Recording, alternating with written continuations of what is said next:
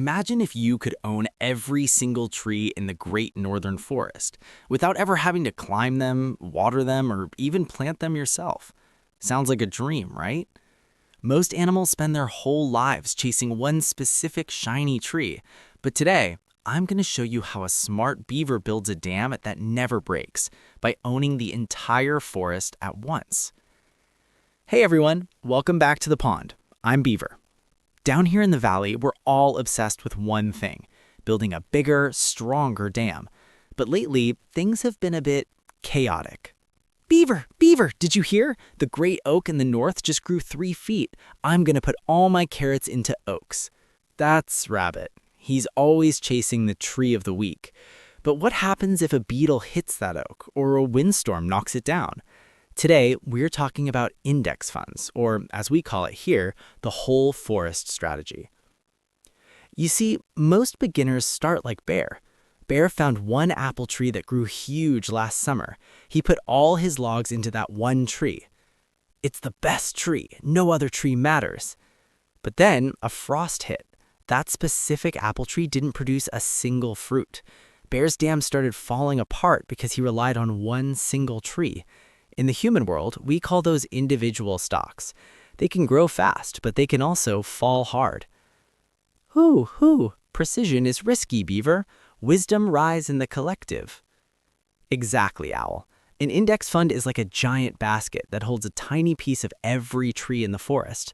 Instead of betting on just the oak or just the maple, you buy a forest seed pack. If the oak has a bad year, the pine and the cedar are there to keep the forest green.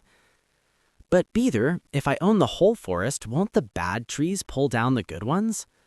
Great question, Squirrel. Think of it this way. In a healthy forest, the strong trees naturally outgrow the weak ones over time. By owning an index fund like the S&P 500, the 500 biggest trees in the US, or the TSX, the biggest trees here in Canada, you are betting on the entire economy.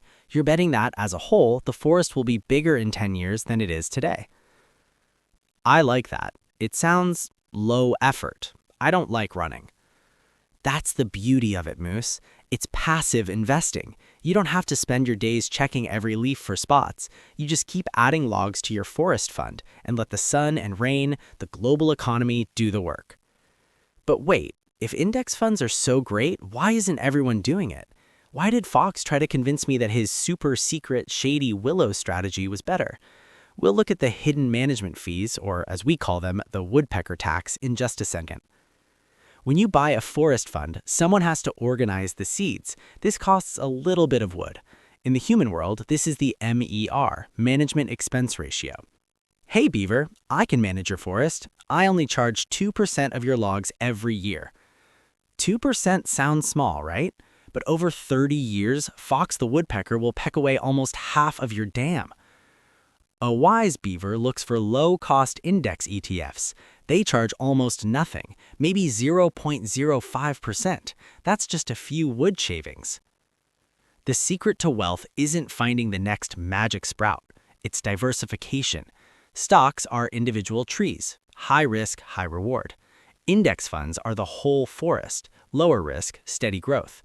When you invest in an index fund, you are essentially saying, I believe humans will keep inventing things, companies will keep making money, and the world will keep moving forward. So, let's recap. Don't be like Bear and bet on one tree. Be like the forest. Own a little bit of everything. Watch out for the fox and his high fees. Keep adding logs to your dam every month, no matter the weather.